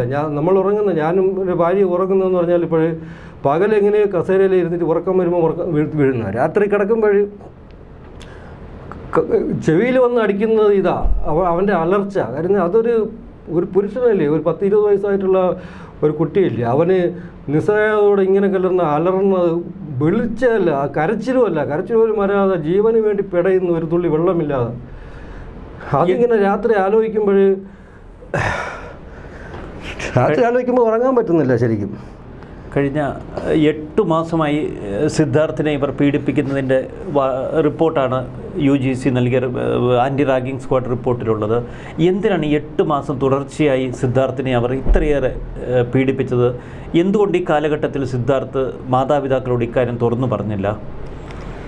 8 മാസം മുതൽ പീഡിപ്പിക്കണമെന്ന് അങ്ങനത്തെ ഒരു ഞെട്ടിക്കുന്നൊരു വാർത്ത ശരിക്കും പറഞ്ഞാൽ മെനിയാന്ന് ആ പത്രത്തിൽ വന്നപ്പോഴാണ് ഞാൻ അറിഞ്ഞത്. അതുവരേക്കും നമ്മൾ എന്തുകൊണ്ടാണ് എന്തൊക്കെയാണ് നടക്കുന്നതെന്ന് നമ്മൾ വളരെ വ്യക്തമായിട്ട് പറഞ്ഞിട്ടുണ്ട്. അതേ കണക്കെയാണ് വന്നിട്ടുള്ളത്, അതേ രീതിയിൽ അന്വേഷണം വന്നിട്ടുള്ളത്. ഈ 8 മാസം കൊണ്ട് പീഡിപ്പിക്കുന്നു എന്നുള്ള കാര്യം മാത്രം, ഉപദ്രവിക്കുന്നുള്ളത് മാത്രം നമുക്ക് വന്നിട്ടില്ല. അത് എന്തുകൊണ്ടാണെന്നുള്ളത് വ്യക്തമാണ്. വലിയ 2 കാരണമുണ്ട്. ഒന്ന്, SFIയുടെ ആ ഒരു ഭീകര സംഘടനയുടെ വരുതിക്ക് വന്നിട്ടില്ല. അവരവിടെ പാർട്ടി ചേരാൻ പറയുന്നു, ഇവനെ മൈൻഡ് ചെയ്യാതെ അങ്ങ് പോകുന്നു. അവൻ്റെ തന്നെ സ്റ്റാൻഡുണ്ട്. കാര്യം നട്ടലുള്ള ഒരു മനുഷ്യനാണ്, എനിക്കറിയാം. എന്ത് തീരുമാനവും എടുക്കാനുള്ള ഏറ്റവും ഒരു ബോൾഡായിട്ടുള്ള ഒരു കുട്ടിയാണ് അവൻ. അതുകൊണ്ട് അവർ മാക്സിമം ശ്രമിച്ചു, അവർ കൂടെ ചേർന്നില്ല. 2-ാമത്തെ ഒരു കാര്യം എന്ന് പറഞ്ഞാൽ അവൻ ആ കോളേജിൽ എല്ലാവർക്കും അറിയാം, നല്ല രീതിയിൽ പേരെടുത്ത് വന്നവർ, നല്ല രീതിയിൽ സ്റ്റാർ പോലെ വന്നിട്ടുള്ള ഒരു കുട്ടിയായിരുന്നു, അങ്ങനെ വന്നുകൊണ്ടിരിക്കുന്ന കുട്ടിയായിരുന്നു. അപ്പോൾ അവനെ ഒതുക്കേണ്ടത് എന്ത് പറഞ്ഞാലും ഈ സംഘടനയുടെ വളരെ അത്യാവശ്യമാണ്. അതിന് ഉദാഹരണമാണ് ഈ 8 മാസം കൊണ്ട് ഉപദ്രവിക്കുന്നു എന്ന് പറഞ്ഞ ഈ സമയത്തും എല്ലാ മാസവും ഈ SFIയുടെ മുതിർന്ന നേതാവ്, ഏറ്റവും വലിയ തലവൻ, കേരളത്തിലെ SFIയുടെ ഏറ്റവും വലിയ തലവൻ ഈ കോളേജിൽ 2-3 ദിവസം എല്ലാ മാസവും ക്യാമ്പ് ചെയ്യുന്നുണ്ട്. അത് ചെയ്തിട്ടുണ്ട് ആയിരിക്കണം. ആയിരുന്നില്ല ഏറ്റവും വലിയ തലവൻ, അവൻ്റെ മുകളിൽ വേറെ ആരുണ്ടെന്ന് എനിക്ക് തോന്നുന്നില്ല. ഏറ്റവും വലിയ തലവൻ അവിടെ തന്നെയാണ് ക്യാമ്പ് ചെയ്യുന്നത്. 2-3 ദിവസം അവിടെ ക്യാമ്പ് ചെയ്യുന്നുണ്ട്. അതായത് മകൻ്റെ ഇത് സംഭവിക്കുന്നതിന് മാസങ്ങൾക്ക് മുമ്പേ എനിക്കതറിയാം. അത് എൻ്റെ മകൻ തന്നെ പറഞ്ഞിട്ടുള്ളതാണ്. ആ ചേട്ടൻ അവിടെ വരും, അവർക്ക് റൂമുണ്ട്, അവർ മുമ്പേ പഠിച്ചു പോയവർ അവിടെ വരുന്നുണ്ട്, വന്നിട്ട് പോകുന്നുണ്ട്. അപ്പോൾ ഈ 8 മാസവും അവിടെ ഈ പരിപാടി ഇങ്ങനത്തെ ക്രൂരകൃത്യം അത് ഒപ്പിടുമ്പോൾ സാധാരണ രീതിയിലല്ല ഒപ്പിടുന്നത്. അതിൽ പറയുന്നത് അവൻ്റെ ഡ്രസ്സ് മാറ്റിയിട്ടാണ് ഒപ്പിടിക്കുന്നത്. ഒപ്പിടുമ്പോൾ സാധാരണ പോലെ പോലീസ് സ്റ്റേഷനിലുള്ള ഒപ്പിടലല്ല, അവരുടെ പോലീസ് സ്റ്റേഷൻ രീതിയല്ല, അവർക്ക് ശരിക്കും താലിബാൻ രീതി അവർ കൊണ്ടുപോയിക്കൊണ്ടിരുന്നത്. അവർ പോലീസ് സ്റ്റേഷൻ അവരെ സ്റ്റേഷനിലോട്ട്, അതായത് അവരെ യൂണിയൻ ഓഫീസിനകത്ത് സ്റ്റേഷനിലോട്ട് പോകുമ്പോൾ ഡ്രസ്സും മാറുക, എല്ലാം മാറുക, എന്നിട്ട് ഒപ്പിടുക, അവർ തട്ടകസിച്ച് അവിടെ നിന്ന് ചിരിച്ചുകൊണ്ടിരിക്കുക. അപ്പോഴേ ഇവരെ ഈ സംസ്ഥാനത്തിൻ്റെ മേധാവി, SFIയുടെ മേധാവി തന്നെയാണ് ഈ അവിടെ ഉള്ളത്. എല്ലാ ദിവസവും 8 മാസം വരെ എല്ലാ ദിവസവും സൈൻ ചെയ്ത് എന്ന് പറയുമ്പോൾ ഒരു ദിവസം പോലും അവൻ ഇല്ലയെന്ന് ഇദ്ദേഹത്തിന് പറയാൻ പറ്റില്ല. പറഞ്ഞു നോക്കട്ടെ, പറയുമ്പോൾ നമുക്കറിയാം, അതിൻ്റെ തെളിവ് ഉൾപ്പെടെ ഞാൻ കൊടുത്തോളാം. ഇല്ല, അതല്ല, യൂണിയൻ പ്രസിഡന്റിന്റെ സാന്നിധ്യത്തിൽ തന്നെയായിരുന്നു. യൂണിയൻ പ്രസിഡന്റ് സാന്നിധ്യം എന്ന് മാത്രമല്ല, യൂണിയൻ പ്രസിഡന്റിന്റെ മുമ്പ് വേണം ഒപ്പിടാനായിട്ട്, അല്ലാതെ വേറെ ആരെങ്കിലും ഒപ്പിട്ടിട്ട് യൂണിയൻ പ്രസിഡന്റ് ഒന്ന് നോക്കിക്കൊണ്ടിരിക്കുകയല്ല. യൂണിയൻ പ്രസിഡന്റിന്റെ റൂമിൽ പോകണം, അവൻ എന്താണ് ചെയ്യാൻ പറയുന്നത് അത് ചെയ്യണം, ആ ഡ്രസ്സ് മാറണമെങ്കിൽ അത് മാറണം, ചിലപ്പോൾ മുട്ടിലെഴിഞ്ഞ് വരേണ്ടതെങ്കിൽ അതൊക്കെ ചെയ്യണം. ഞാനിത് പറയുകയാണെങ്കിൽ ശരിക്കും പറഞ്ഞാൽ എനിക്കത് പറയാൻ പറ്റുന്നില്ല, പക്ഷെ പറഞ്ഞേ പറ്റുള്ളൂ. അപ്പോൾ ഈ സംസ്ഥാന നേതാക്കന്മാരുടെ എല്ലാവരെയും സാന്നിധ്യത്തിൽ പല ദിവസവും അവ ഒപ്പിട്ടിട്ടുണ്ട്. അത് എന്തുകൊണ്ട് ഇവർക്ക് ഈ 8 മാസം വരെ ഇങ്ങനെ സൈൻ ചെയ്തു എന്ന് പറഞ്ഞിട്ട് ആൻറ്റി റാഗിംഗ് റിപ്പോർട്ടിലും എല്ലാം വന്നിട്ട് ഈ നേതാക്കന്മാരെല്ലാം വാമൂടി കെട്ടിക്കൊണ്ടിരിക്കുന്നത് എന്തിനാണ്? അവരെന്താ ഇപ്പോൾ ഒന്നും മിണ്ടാതിരിക്കുന്നത്? സ്കൂളിൽ പഠിക്കുമ്പോൾ സിദ്ധാർത്ഥിൻ്റെ ഒരു പ്രവർത്തനങ്ങൾ സ്വഭാവം ഒക്കെ എങ്ങനെയായിരുന്നു? സ്കൂളിൽ പഠിക്കുമ്പോൾ ഒന്നാമത്തെ കാര്യം എന്ന് പറഞ്ഞാൽ അവൻ എല്ലാ ടീച്ചേഴ്സും എല്ലാ സാറുമാരാണെങ്കിലും അവിടുത്തെ ഈവൻ എന്താ പറയുക ആഹാരം വയ്ക്കുന്നവരാണെങ്കിലും വെള്ളം കൊണ്ടു കൊടുക്കുന്നത് അവർക്കെല്ലാവർക്കും വളരെ പ്രിയപ്പെട്ടവനായിരുന്നു ഈ സിദ്ധാർത്ഥൻ എന്ന് പറഞ്ഞാൽ. വളരെ പ്രിയപ്പെട്ട. അത് പഠിത്തം മാത്രമല്ല, ഇപ്പോൾ ഭയങ്കര ബ്രില്യൻ്റ് അല്ല പഠിക്കാനായിട്ട്. അവൻ ആവറേജിനെക്കാട്ടി കുറച്ചുകൂടെ നല്ലതായി പഠിക്കും, അത് ശരിയാണ്. അല്ലെ ക്ലാസ് ഫസ്റ്റോ സെക്കൻഡോ അതല്ല. പക്ഷേ ഇവൻ എല്ലാ ആക്ടിവിറ്റീസും എല്ലാത്തിലും ഇടപെട്ട് എല്ലാ ക്ലാസ്സിലും അവൻ പോവും, എല്ലാ കാര്യത്തിലും ഇടപെട്ട്. ടീച്ചേഴ്സ് ആണെങ്കിലും ചിത്രം വരയ്ക്കും, അവന് വയലിൻ വായിക്കും, അത് ഫോട്ടോഗ്രാഫിയിലും ഭയങ്കര താല്പര്യമാണ്. അപ്പോഴത്തെ ഫോട്ടോഗ്രാഫി അവൻ ഇല്ലയെന്നുണ്ടെങ്കിലും അറിയാമെന്നുള്ളൊരു മൊബൈലിലൊക്കെ എടുത്ത് വെച്ചിട്ട് അവൻ ഒരു ഭയങ്കരമായിട്ടുള്ള ഫോട്ടോ എടുക്കുക, എഡിറ്റ് ചെയ്യും. ഇതൊക്കെ കണ്ട് എല്ലാവർക്കും ഭയങ്കര ഇഷ്ടമായിരുന്നു. നല്ലൊരു വയലിനിസ്റ്റാണ് അവൻ. നല്ലൊരു സ്പോർട്സിലാണെങ്കിൽ ആർട്സിലാണെങ്കിൽ എല്ലാ രീതിയിലും അവന് ഒരിക്കൽ പരിചയപ്പെട്ട് കഴിഞ്ഞാൽ ഒരിക്കലും അവരാരും മറക്കില്ല. ആ സ്കൂളിലാണെങ്കിലും അതുപോലെ ആ കോളേജിൽ എല്ലാവർക്കും ഭയങ്കര ഇഷ്ടമായിപ്പോയി. അപ്പോൾ ഇങ്ങനെ ഒന്നാമത്തെ കാര്യം ഇവനിങ്ങനെ വളർത്തിക്കൊണ്ട് പോയാൽ ഈ SFI ഭീകര സംഘടന ഒരു കാര്യം പേടിച്ചു പോയി. അതായത് ഫസ്റ്റ് ഇയറിൽ ഇവൻ സ്റ്റാറായി വന്നുകൊണ്ടിരിക്കുന്നു, നല്ല രീതിയിൽ സ്റ്റാറായി വരുന്നുണ്ട്. അതായത് പാർട്ടിപരമല്ല, ഒന്നുമല്ല, വേറൊന്നുമില്ല. ഇവന് ഓർഗനൈസ് ചെയ്യാനുള്ള ഭയങ്കര ഒരു കഴിവുണ്ട്. അത് നമുക്കെല്ലാവർക്കും അറിയാം. അവൻ എന്ത് ചെയ്യണം, ഏത് ചെയ്യണം, ഇവൻ പറഞ്ഞു കഴിഞ്ഞാൽ കേൾക്കണം, അങ്ങനെ ഒരു ഭയങ്കര ഒരു പവറാണ്. ഇവൻ പറഞ്ഞ കാര്യങ്ങൾ ആരും വേണം കേൾക്കും. ഞാനും അവൻ്റെ അമ്മയും വരാം വീട്ടിലൊരു തീരുമാനം എടുക്കുന്നതെങ്കിൽ ഇവൻ വന്നിട്ട് തന്നെയാണ് എടുക്കുകയുള്ളൂ. ഇവൻ്റെ അടുത്ത് ചോദിച്ചിട്ടേ എടുക്കുകയുള്ളൂ. കാര്യം അത് എങ്ങനെ വേണം പോലെ നമുക്ക് മറ്റേ കാര്യം ചെയ്ത് കഴിഞ്ഞാൽ അങ്ങനെ പോകും. അവൻ്റെ 9ാം ക്ലാസ് 8ാം ക്ലാസ് 8, 9 കഴിഞ്ഞ ഉടനെ എൻ്റെ വീട്ടിലൊരു തീരുമാനം എടുക്കുന്നുണ്ടെങ്കിൽ ഞാനും എൻ്റെ ഭാര്യയും അവൻ സ്കൂളിൽ നിന്ന് വന്നിട്ട് അവൻ്റെ കൂടെ ചോദിച്ചിട്ടാണ് നമ്മൾ തീരുമാനം എടുക്കുകയുള്ളൂ. അപ്പോൾ അത് മുതൽ നമ്മൾ അവൻ്റെ കഴിവ് കണ്ടുപിടിച്ച് വെച്ചേക്കുക, അവന് തീരുമാനം എടുക്കേണ്ട. അതുപോലെ ഈ കോളേജിൽ ഫസ്റ്റ് ഇയർ വരെ പോയപ്പോൾ അവൻ്റെ കഴിവെല്ലാം പ്രകടിപ്പിച്ചുകൊണ്ടിരിക്കുന്നു. എല്ലാ സീനിയേഴ്സും PG സ്റ്റുഡൻറ്റ് ഉൾപ്പെടെ ഇവൻ്റെ അഭിപ്രായം കാത്തിരിക്കുന്നു. അത് കഴിഞ്ഞിട്ട് സെക്കൻഡ് ഇയർ ആയപ്പോൾ കുറേ കൂടെ അങ്ങ് വളർന്നു പോയി. അപ്പോൾ അവന്മാർ വിചാരിച്ചു അത് ആൻറ്റി റാങ്കിങ് സ്ക്വാഡിൽ വളരെ വ്യക്തമായി പറയുന്നുണ്ട് ഇവൻ്റെ സ്വീകാര്യത കോളേജിൽ മെയിൻ ആവാൻ നോക്കിയതുകൊണ്ടാണ് ഇവൻ ഈ സംഭവിച്ചത്, അവരെല്ലാം കൂടെ കൊന്നതെന്ന്. അത് വളരെ കറക്റ്റാണ്. അവർക്ക് ഇനി തേർഡ് ഇയറും കൂടെ അങ്ങോട്ട് പോയി കഴിഞ്ഞാൽ ശരിപ്പം ഈ SFI എന്നുള്ള ഭീകര സംഘടനയ്ക്ക് അവിടുത്തെ സംഘടന തന്നെ നഷ്ടമാവും. അവർ പേടിച്ചു പോയി. കാര്യം പറഞ്ഞാൽ എല്ലാ പേരും സിദ്ധാർത്ഥൻ എന്ന് പറഞ്ഞാൽ യവനിലോട്ട് ചിലപ്പോൾ ചുരുങ്ങും. അല്ലെന്ന് വെച്ചാൽ യവൻ പറയുന്നത് കേൾക്കുള്ളൂ എന്നുള്ള സ്ഥിതി അവിടെ ആയി. സെക്കൻഡ് ഇയറിലും അങ്ങനെ ആയി. ഇപ്പോൾ സീനിയർ സ്റ്റുഡൻറ്റ് തന്നെ എന്തെങ്കിലും പറയണമെങ്കിൽ സിദ്ധാർത്ഥനോട് ചോദിക്കാം, അവൻ്റെ ക്ലാസ്സിലോട് സിദ്ധാർത്ഥനോട് ചോദിക്കാം എന്നുള്ളൊരു പകുതി പേരും അങ്ങനെയായി. ഈ കൊന്ന ക്രിമിനൽ മാറ്റി നിർത്തി കഴിഞ്ഞാൽ ബാക്കിയവർ. അപ്പോൾ ഇവർ പേടിച്ചു പോയി. എന്താണ് ഇനിയിപ്പോൾ തേർഡ് ഇയറും കൂടെ ആയി പോയി കഴിഞ്ഞാൽ ചിലപ്പം എന്താ പറയുക, ഒരു പെട്ടെന്നൊരു പാർട്ടി ഉണ്ടാക്കുമോ അല്ലെങ്കിൽ വേറൊരു ഇതുപോലെ പാർട്ടി ഉണ്ടാക്കുമോ എന്നൊക്കെ അവർ ഭയപ്പെട്ടു പോയി. റാഗിങ് മാത്രം പറഞ്ഞുകൂടാ അല്ലേ? ഇല്ലല്ല, റാഗിങ് എന്ന് മാത്രം പറഞ്ഞിട്ടാണ് കേട്ടത്. ഇത് റാഗിങ് മാത്രമല്ലെന്ന് റാഗിങ് പറഞ്ഞങ്ങനെ ഒഴിയാൻ പറ്റില്ല. കാര്യം പറഞ്ഞാൽ അവൻ്റെ ജൂനിയർ സ്റ്റുഡൻറ്റ് വരെ ഇതിൽ ഉൾപ്പെട്ടിട്ടുണ്ട്. ജൂനിയർ സ്റ്റുഡൻറ്റിന് ഫസ്റ്റ് ഇയർ വരെ ഇപ്പോൾ ഈ SFI എന്നുള്ള ഭീകര സംഘടന ചേർത്തിട്ടുണ്ട്. അപ്പോൾ വെറും റാഗിങ് ആണെന്നുണ്ടെങ്കിൽ ചിലപ്പോൾ റാഗ് ചെയ്യുമായിരിക്കും. ഞാനും കോളേജിലെല്ലാം പഠിച്ചിട്ട് വന്നതാണ്. റാഗ് ചെയ്തെന്ന് ഞാൻ നമ്മൾ എന്താ അനുഭവിച്ചു കൂടി പറഞ്ഞാൽ ഒരു 5-10 മിനിറ്റ് ഇല്ലെങ്കിൽ 2-3 മണിക്കൂർ ഒരു ദിവസം ഇങ്ങനെ കാണിക്കുക. അതും ഇതിങ്ങനെയൊന്നുമല്ല, ക്രൂരമായിട്ടൊന്നുമല്ല, അതങ്ങ് വിടും. അല്ല മരണത്തിലോട്ട് തള്ളിവിടേണ്ട ഇത്രയും വലിയ ക്രൂരമായിട്ടുള്ള ഒരു റാഗിങ് അല്ല ഇത് ഗൂഢാലോചനയിൽ ആ പെണ്ണിനെ കൂടെ കൂട്ടുപിടിച്ചിട്ട് ബിൻസിയ എന്നുള്ള കൂട്ടുപിടിച്ചിട്ടാണ് ശരിക്കും ചെയ്തിരിക്കുന്നത്. അത് 1 നമ്പർ ക്രിമിനലായി ബിൻസിയ എന്ന് പറഞ്ഞത്. അതിൽ എന്തുകൊണ്ടാണ് ബിൻസിയ വെറുതെ വിട്ടു? ബാക്കി 2 പെൺകുട്ടികളെ ഇവൻ പാർപ്പുറത്തിട്ട് അവനെ വലിച്ചഴിച്ച് കണ്ടുകൊണ്ടിരിക്കുന്ന വേറൊരു പെൺകുട്ടിയുണ്ട്. ആ പെൺകുട്ടി എന്തിനു വെറുതെ വിട്ടു? പോലീസിൽ കറക്റ്റായിട്ടുള്ള റിപ്പോർട്ട് ആൻറ്റി റാഗിങ് സ്ക്വാഡ് കണ്ടിട്ടുണ്ട്. എന്താണ് യഥാർത്ഥത്തിൽ അന്ന് അവിടെ സംഭവിച്ചത്? സിദ്ധാർത്ഥനുമായി ബന്ധപ്പെട്ട 14-ാം തീയതി ഫെബ്രുവരി 14-ാം തീയതിയാണ് പ്രശ്നങ്ങളുടെ തുടക്കം. അന്ന് മുതൽ എന്തൊക്കെയാണ് നമ്മൾ മനസ്സിലാക്കിയിരിക്കുന്നത് ഇപ്പോൾ? അതായത് അന്ന് നമ്മൾ മനസ്സിലാക്കിയത് പറഞ്ഞാൽ ഒരു കാര്യമാണ്. ഫെബ്രുവരി 14-ന് അവിടെ വാലന്റൈൻസ് ഡേയിൽ അവിടെ ഒരു ഫംഗ്ഷൻ അവർ വെച്ചു. അതായത് കുട്ടികളെല്ലാം കൂടെ ചേർന്നിട്ട് അതാ അറിഞ്ഞത്. അവിടെ ഡാൻസോ കാര്യങ്ങളോ എന്തോ വെച്ചിട്ട് സിദ്ധാർത്ഥൻ അവർ പറയുന്ന റീസൺ സിദ്ധാർത്ഥൻ സീനിയേഴ്സിനോട് അവർ കൂടെ നിന്ന് ഡാൻസ് കളിച്ചു വന്നു. അത് ഈ പറയുന്ന സീനിയേഴ്സായ ഈ കൂട്ടുനിന്നല്ല കൊലപാതകം ചെയ്ത സിഞ്ചോ ഈ കാശിനാഥൻ എന്ന് പറയുന്ന ആൾക്കാർക്കൊന്നും ഇഷ്ടപ്പെട്ടിട്ടില്ല. എന്നാൽ അതാണ് അതിന് മെയിൻ കാര്യം. അതല്ല കാരണമെന്ന് പറഞ്ഞാൽ ഇവരെ പണ്ട് മുതൽ ഒതുക്കണം എന്ന് വിചാരിച്ചുകൊണ്ട് നിൽക്കുകയായിരുന്നു. ഇവർക്ക് അതൊരു കാരണം കിട്ടി. തുടർച്ചയായിട്ട് സംഭവം അത് തുടർച്ചയായിട്ട് ഇവർക്ക് എപ്പോഴും എല്ലാ കാര്യത്തിനും ഇവർ ഓരോ വർഷവും ഇവരെ ക്ലാസ്സിൽ നിന്ന് 1-2 പെൺകുട്ടികളെ ഇവർ സ്പോൺസർ ചെയ്ത് വയ്ക്കും. അത് ഫസ്റ്റ് ഇയറിൽ SFIയുടെ മെയിൻ പരിപാടി അതാണ്. 1-2 പെൺകുട്ടിയെ ഫസ്റ്റ് ഇയറിൽ അവർ സ്പോൺസർ ചെയ്ത് അവരാളായിട്ട് സെലക്ട് ചെയ്ത് വയ്ക്കും. അവരാളെ സെലക്ട് ചെയ്ത് വയ്ക്കുന്നു എന്ന് പറയുമ്പോൾ അവർ പറയുന്ന എല്ലാ ജോലിയും ചെയ്യേണ്ടി വരും. അങ്ങനത്തെ ഒരു പെൺകുട്ടിയെ അവർ തിരഞ്ഞെടുക്കുന്നത്. ചിലപ്പോൾ പല കാര്യത്തിലും കൂട്ടി നിൽക്കണം. അങ്ങനത്തെ ഒരു സെലക്ട് ചെയ്ത് വെച്ചാണ് ബിൻസി. ആ ബിൻസി അപ്പോൾ ഇവനെ ഒതുക്കാൻ വേണ്ടിയിട്ടാണ് ഈ ബിൻസിയെ റെഡിയാക്കി വെച്ചത്. അന്ന് അവർക്കൊരു അവസരം കിട്ടിയിട്ട് ബിൻസിയൊക്കെ കൊണ്ട് പരാതി കൊടുപ്പിക്കുന്നു. വഴിയിൽ അവൻ നാട്ടിലേക്ക് 15-ാം തീയതി നാട്ടിലേക്ക് ഈ 14-ാം തീയതി അവിടെ ഇഷ്യൂ ഉണ്ടായെന്ന് പറയുന്നു. ഞാൻ വിചാരിച്ചാൽ ഇനി അവിടെ നിൽക്കേണ്ട, ഇഷ്യൂ ഉണ്ടാക്കണ്ട എന്ന് വിചാരിച്ച് നാട്ടിലേക്ക് തിരിച്ചു വരുമ്പോഴാണ് ഈ ബിൻസിയെയും അവരുടെ കൂട്ടാളികളും ഈ കൊലപാതകങ്ങളെല്ലാം ചേർത്ത് അവനെ തിരിച്ചു വിളിക്കുന്നത്. വീട്ടിൽ പോയി കഴിഞ്ഞാൽ അവർക്കറിയാം, വീട്ടിൽ പോയി കഴിഞ്ഞാൽ ചിലപ്പോൾ നമ്മളോട് പറയും നമ്മളൊരു കംപ്ലൈൻറ്റിലായിട്ട് കൊണ്ടുപോകും എന്ന് അവർക്ക് നല്ലവണ്ണം അറിയാം. അതുകൊണ്ടാണ് ബിൻസിയെ ഉൾപ്പെടെയുള്ള പെൺകുട്ടികൾ തിരിച്ചു വിളിച്ചത്. ബിൻസിയുടെ മുമ്പ് വെച്ചിട്ടാണ് ആദ്യത്തെ ക്രൂരം നടക്കുന്നത്. അവിടെ ഇവിടെ ഹോസ്റ്റൽ മുറിയിൽ പെൺകുട്ടികൾക്ക് അവിടെ കയറാൻ പറ്റില്ലല്ലോ. ആദ്യം ഹോസ്റ്റൽ മുറിയിൽ നടത്തു, എന്നിട്ട് അവിടെ ബാക്കിയ പാറപ്പുറം വാട്ടർ ടാങ്ക്, അതായത് ഔട്ട്സൈഡ് ഏരിയ അവിടെ എല്ലാം പോയത് ബിൻസിയുടെ മുമ്പ് വെച്ചിട്ടാണ് നടന്നത്. ബിൻസി അത് കണ്ടിട്ട് ആർത്ത് ചിരിക്കുന്നു എന്നാണ് ഞാൻ അറിഞ്ഞത്. ഈ വിവരങ്ങൾ ആദ്യം ആരാണ് അങ്ങോട്ട് പറയുന്നത്? എന്നോട് അല്ല, അത് പറഞ്ഞത് ആദ്യം ഇത് അവൻ്റെ അമ്മാവനാണ് ഷിബു എന്ന് പറഞ്ഞത്. അവിടെ നിന്ന് കിട്ടിയ ഒരു വിവരം, അതായത് മകൻ്റെ ഡെഡ് ബോഡി വാങ്ങാൻ പോകുമ്പോൾ അവിടെ നിന്നൊരു വിവരം കിട്ടി. ഇത് സംഭവം അവന് 2 ഫോൺ നമ്പർ എഴുതി കൊടുത്തു. എഴുതി വിളിക്കണമെന്ന് പറഞ്ഞ് അവന് ഈ പറയും പോലെ അവനെ സ്നേഹിക്കുന്ന 2-3 കുട്ടികളും കുറച്ച് സ്റ്റാഫും ഉണ്ടെന്ന് വെച്ചു. അവരാണ് കൊടുത്തത്, ഈ നമ്പറിൽ വിളിക്കണം, ഇത് ആത്മഹത്യയല്ല. അത് ഒന്നാമത്തെ കാര്യം. സ്റ്റാർട്ടിങ് അവിടെ നിന്നാണ്, അതിൽ നിന്ന് കിട്ടി. രണ്ടാമതെന്ന് പറഞ്ഞാൽ ഞാൻ പുറത്തായിരുന്നു. ഈ സംഭവം നടക്കുമ്പോൾ ഞാൻ ഇന്ത്യയിലുള്ളതല്ല, പുറത്ത് ജോലി ചെയ്യുന്നത്. ഞാൻ 19-ാം തീയതി വീട്ടിൽ വന്നു. 19-ാം തീയതി മകൻ്റെ ഡെഡ് ബോഡി വീട്ടിൽ വന്നിട്ടില്ല.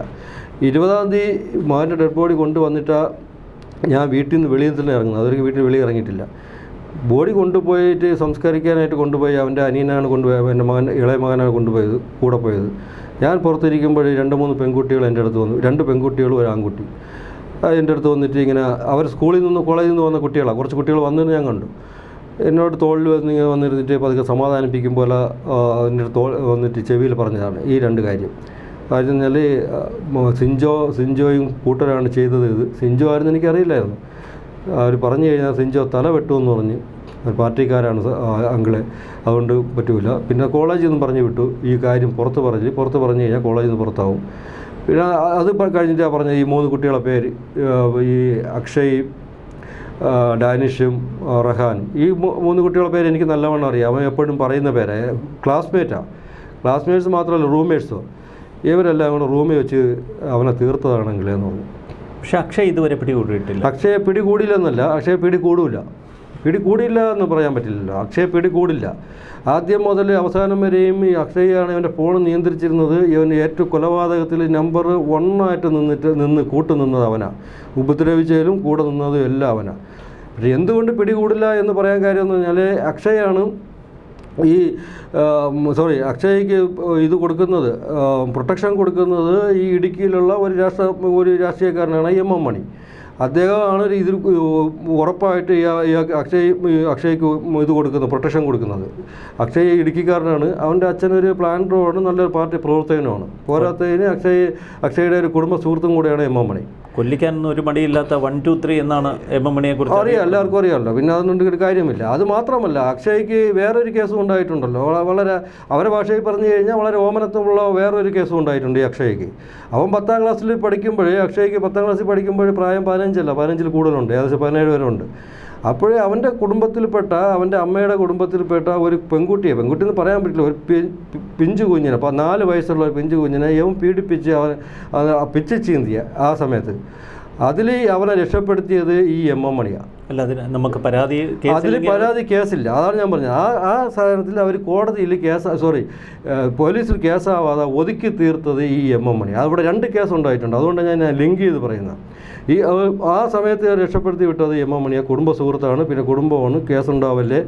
ഈ പെൺകുട്ടിയുടെ അച്ഛൻ അവിടെ ഒരുപാട് ബഹളം ഉണ്ടാക്കിയായിരുന്നു. എന്നിട്ട് അച്ഛനെ ഒതുക്കി കഴിഞ്ഞു അവിടെ. ആ സമയത്ത് നിങ്ങൾക്ക് അവൻ 10ാം ക്ലാസ്സിൽ പഠിക്കുന്ന സമയം നാട്ടുകാരോട് എങ്ങനെയെങ്കിലും തിരക്കിക്കഴിഞ്ഞാൽ അറിയാൻ പറ്റും ഇങ്ങനെ ഒരു സംഭവം ഉണ്ടായിട്ട് ഉണ്ടായിട്ടുണ്ടെന്ന്. പക്ഷേ ഇതേ അക്ഷയ് സിദ്ധാർത്ഥിൻ്റെ വീട്ടിൽ വരികയും അമ്മ ഷീബയിൽ നിന്ന് ഭക്ഷണം വാങ്ങി കഴിക്കുകയൊക്കെ ചെയ്തിട്ടുണ്ട്. എല്ലാം ചെയ്തിട്ടുണ്ട്. ഒരു 2 മാസമായിട്ടുള്ളൂ. അക്ഷയ് മാത്രമല്ല, ഈ കൊലപാതകത്തിൽ അകത്ത് കിടക്കുന്ന 3 പേരും കൂടെ ഉണ്ട്. അതാണ് നമുക്ക് ഏറ്റവും വലിയ സങ്കടം. അതെങ്ങനെ അവർ ഇത്തരമൊരു ക്രൂരകൃത്യം സിദ്ധാർത്ഥിൻ്റെ വീട്ടിൽ വന്ന് ഭക്ഷണം കഴിച്ച് ഒപ്പം ഉറങ്ങിക്കിടന്ന ഈ കൂട്ടുകാർക്ക് ചെയ്യാൻ കഴിയും? കൂട്ടുകാരെന്ന് പറയാൻ കഴിയില്ല. അത് കൂട്ടുകാരെന്നിങ്ങനെ പറയും. ക്രൂരകൃത്യം എന്ന് പറയുന്നത്, അതായത് അവർ കഴിഞ്ഞ വർഷം ഇവരാരും ഈ പാർട്ടി ചേർന്നിട്ടില്ല. അതിൽ മെയിൻ കാരണം അതാണ്. കഴിഞ്ഞ വർഷം ഇവരാരും പാർട്ടി ചേർന്നിട്ടില്ല. സെക്കൻഡ് ഇയർ ആകുമ്പോൾ പാർട്ടി ചേരണമെന്നുള്ള അലിഖിത നിയമം അവിടെ ഉണ്ട്. അപ്പോൾ യവൻ ചേർന്നില്ല. യവന് കുറച്ച് നട്ടലുള്ള മനുഷ്യനായതുകൊണ്ട് യവൻ പറഞ്ഞു എനിക്ക് വേണ്ടെന്ന് പറഞ്ഞിട്ട് യവൻ ചേർന്നില്ല. ബാക്കിയുള്ള ഈ കൊലപാതകം ഇവരുടെ കൂട്ടുകാരനായിട്ട് ഏറ്റവും അടുത്ത കൂട്ടുകാരെന്ന് പറയുന്ന ഈ അക്ഷയും ഈ റഹാനും ബാക്കി ഈ കൊലപാതകമെല്ലാം ഈ പാർട്ടിയിലോട്ട് ചേർന്നു. അപ്പോൾ അതാണ് താങ്കൾ നേരത്തെ ചോദിച്ചത്, എന്തുകൊണ്ട് പെട്ടെന്ന് ഇവർ ഇങ്ങനെ ഒരു ശത്രുവായിട്ട് മാറിയ മെയിൻ കാരണം ഇത് തന്നെയാണ്. പാർട്ടിയിലോട്ട് ചേർന്ന് കഴിഞ്ഞാൽ ഉടനെ ചെകുത്താൻ്റെ സ്വഭാവമായി. അവരങ്ങനെ ട്രെയിനിങ് കൊടുക്കുന്നത്. അവർക്കാണ് മാവോയിസ്റ്റ് ഇതിൻ്റെയും അല്ലെങ്കിൽ നക്സലിൻ്റെയും കാര്യങ്ങളുടെ ട്രെയിനിങ്ങാണ് കിട്ടുന്നത്. അല്ല നമ്മൾ വിചാരിക്കും പോലെ അവരെ പാർട്ടി ക്ലാസ്സിൽ പോയിട്ട് പാർട്ടി സൂത്രങ്ങൾ വായിക്കുകയല്ല അവരുടെ ജോലി. കാരണം അവർക്ക് അതിനേതായ ട്രെയിനിങ് കിട്ടുന്നു. ട്രെയിനിങ് കിട്ടിക്കഴിഞ്ഞാൽ മനുഷ്യനെ ചെകുത്താനായിട്ട് അവർ മാറ്റുകയാണ്. എല്ലാം സഹിക്കുന്ന ഒരു പ്രകൃതമാണ് സിദ്ധാർത്ഥ. എന്തുകൊണ്ട് സഹിച്ചോളും? ഈ പറയുന്നത് നമുക്ക് പെട്ടെന്ന് പ്രതികരിക്കുന്നത് അങ്ങനെയൊന്നുമുള്ളതല്ല. അവന് ആത്മഹത്യ ചെയ്യില്ല, ഒരിക്കലുമില്ല. അവൻ ഒരിക്കലും ആത്മഹത്യ ചെയ്യില്ല. അതിൽ 2-3 കാരണമുണ്ട്. അവൻ എന്ത് പ്രശ്നമുണ്ടെങ്കിലും അത്രയ്ക്ക് പറ്റിയില്ല എന്നുണ്ടെങ്കിൽ ചിലപ്പോൾ നമ്മളോട് തന്നെ പറയാം. അവൻ ആത്മഹത്യ ചെയ്ത് പോവേണ്ട ഒരു ഹൃദയമല്ല അവനുള്ളത്. അവൻ നല്ല ബോൾഡായിട്ടുള്ളൊരു മനുഷ്യനാണ്. അവൻ്റെ ആത്മഹത്യ ചെയ്യില്ല, അത് ഒന്നാമത്തെ കാര്യം. പിന്നെ ആ പോസ്റ്റ്മോർട്ടം റിപ്പോർട്ട് ഏതൊരു വലിയ ഡോക്ടർക്കും, ഏതൊരു പഠിക്കുന്ന സ്റ്റുഡൻറ്റ്, മെഡിക്കൽ സ്റ്റുഡൻറ്റും, സ്റ്റാർട്ടിങ്ങിലുള്ള സ്റ്റുഡൻറ്റും, ഏറ്റവും വലിയൊരു ഡോക്ടർക്കും പോസ്റ്റ്മോർട്ടം റിപ്പോർട്ട് എടുത്ത് വായിച്ച് നോക്കിക്കഴിഞ്ഞാൽ അറിയാം ഇത്രമാത്രം ക്രൂരമായിട്ട് അകത്ത് ഇൻറ്റേർണൽ ബ്ലീഡിങ് വരെ ഉണ്ടായിട്ടുള്ള ഒരു മനുഷ്യന് അവനൊരു അറ്റ്ലീസ്റ്റ് എഴുന്നേറ്റ് നിൽക്കാമെന്നല്ല, ബാത്റൂമിലോട്ട് നടന്നു പോകാൻ പോലും പറ്റില്ല. അവന് അതുപോലും ചെയ്യാൻ പറ്റില്ല. അവൻ എന്തെങ്കിലും അവൻ്റെ പ്രാഥമിക കാര്യങ്ങൾ ചെയ്യണമെന്നുണ്ടെങ്കിൽ അവൻ ആ കിടന്ന കിടപ്പിൽ ചെയ്യേണ്ടി വരും. അങ്ങനത്തെയാണ് അവൻ്റെ ആ ബോഡി സിറ്റുവേഷൻ ആ സമയത്തുള്ളത്. ആ പോസ്റ്റ്മോർട്ടം റിപ്പോർട്ട് നോക്കിയത് അവൻ എങ്ങനെയാണ് ഇവിടെ കയറിയിട്ട് ആ വെൻറ്റിലേറ്റർ കയറി തൂങ്ങുന്നത്, ഇത്രയും ഹൈറ്റുള്ള വെൻറ്റിലേറ്റർ കയറി തൂങ്ങുന്നത്. പുറത്തേക്ക് 3 ദിവസം വരെ അവൻ ആഹാരം കൊടുത്തിട്ടില്ല എന്ന് പറയുന്നു. 3 ദിവസം നമുക്കൊക്കെ സഹിക്കുമോ? ഒരു ദിവസം പോലും നമുക്ക് കുറച്ച് ആഹാരം കിട്ടിയില്ലെങ്കിൽ നമ്മൾ ഭ്രാന്തെടുത്ത് കിടക്കും. 3 ദിവസമൊക്കെ ആഹാരം വരെ കൊടുത്ത് ഇല്ലാതെ, ആഹാരവും ഇല്ല, അതിൽ കൂടെ ഇത്ര ക്രൂരമർദ്ദനം ഇത്രയും സഹിക്കുമ്പോൾ അത് താങ്കൾ തന്നെ പറ, ഇത്രയും ചെയ്തിട്ട് ഞാൻ അവന്മാരെ വെറുതെ വിടണം? ലോകമെമ്പാടുമുള്ള ക്രിസ്ത്യാനികൾ പീഡാനുഭവവാരം ആഘോഷിക്കുന്ന ഒരവസരമാണിത്, ആചരിക്കുന്ന അവസരമാണിത്. ക്രിസ്തുദേവൻ്റെ, യേശുക്രിസ്തുവിൻ്റെ ആ പീഡാനുഭവ ഓർമ്മകൾ, ആ കുരിശുമരണം, അതേ ആഴ്ചയിലെ തിങ്കളാഴ്ച തന്നെ സിദ്ധാർത്ഥൻ്റെ പിതാവുമായി സംസാരിക്കുന്നു.